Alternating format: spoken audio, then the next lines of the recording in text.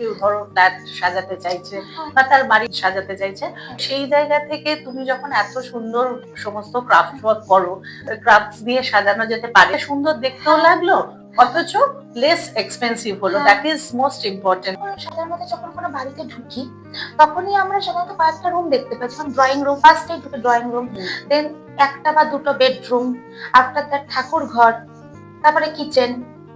যদি এবার ড্রয়িং রুমের ক্ষেত্রেই বলা যাক তাহলে খুবই সোজা, কারণ ড্রয়িং রুমে আমাদের ওয়াল তো প্রত্যেক ঘরেই থাকে।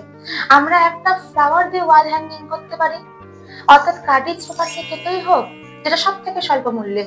আরেকটু সুন্দর লাগতে চাই তাহলে তো গ্লিটারি ফোম পেপার, সেগুলো ইউজ করে আমরা করতে পারি। সুন্দর গোলাপ তৈরি করলাম, সেই গোলাপগুলোকে সুন্দরভাবে সাজিয়ে দিলাম।